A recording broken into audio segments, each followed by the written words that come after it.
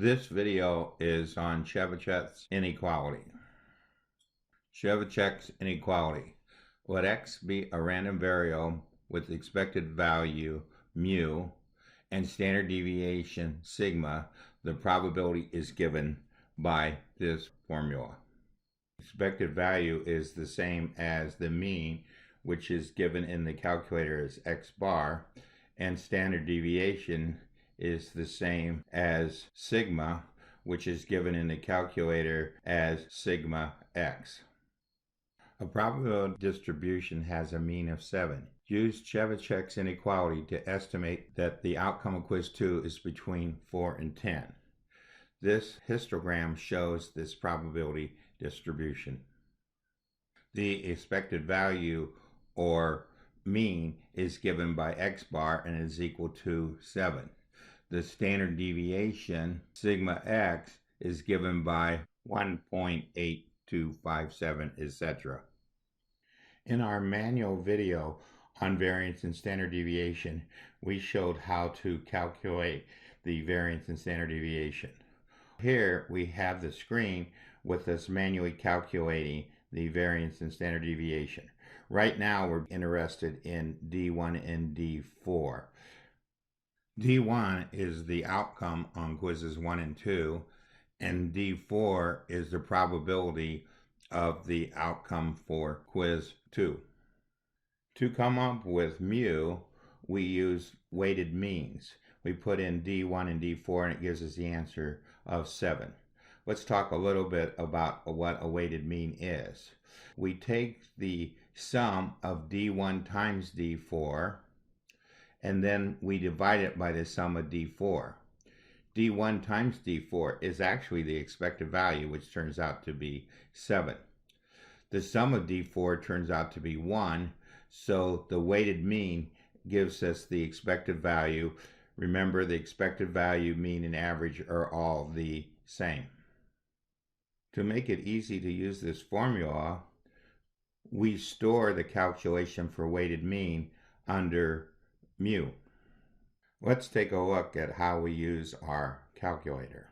What is nice about this video, we are using all three features of our calculator. We are using the app feature, the home feature, and the CAS feature. We press the app and we use the Stat1 Var.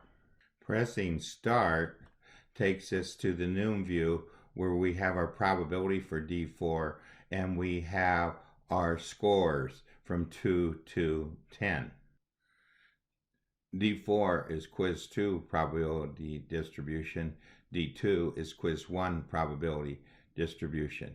D3 is the frequency distribution, and not shown is D5, which is the frequency distribution for D4.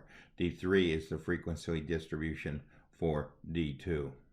To get the probability distribution for quiz 1, we take 1 divided by 21, 0 divided by 21, 40 divided by 21, and etc. To get the probability for D4, which we are using in this video, we take D5's value and divide it by 21 to end up with these probability distributions. To get the first screen shown in Onenote, we press the stat value and scroll. To get these values to be correct, we should mention that we should have pressed the SYMB key first. So we'll escape out of here, press the SYMB key, and we'll set this label to D4. We'll go back to our num and we'll go back to our stat. We will end up with the values that we want over here. We next press the home key. We need to click OK here and press the home key. Then we scroll so that we see D1 and D4. Notice the title bar is blank, indicating that we're in the home key. And notice that we have fraction answers. We had to press the ABC key to switch our decimal answers to fractions. This is one of the big advantages of using the home key. It's very easy to switch between decimals, fractions, mixed numerals. Now we press the CAS key to switch to the Cas view, and we scroll. We put the mu in our calculator by using the Shift store and then Shift 9 to come up with the symbol for mu.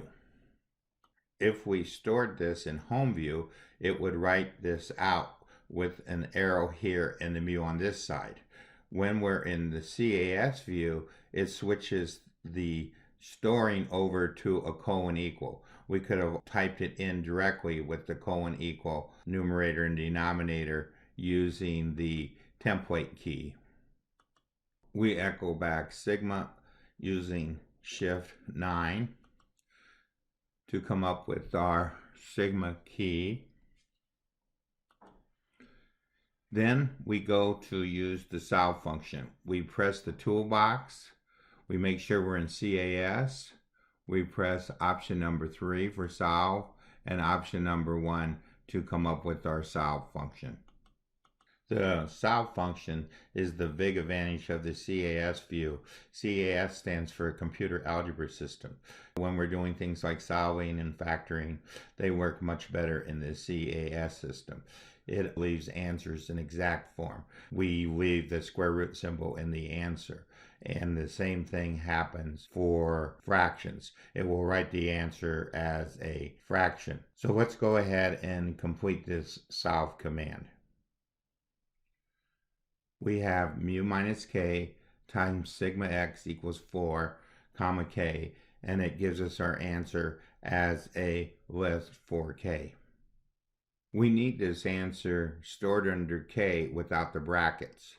So if we click on the answer here and copy it down to our edit line, and we hit store, which is Shift EEX, and k, which will be lowercase, so we'll press alpha and k, but we need to get rid of the brackets.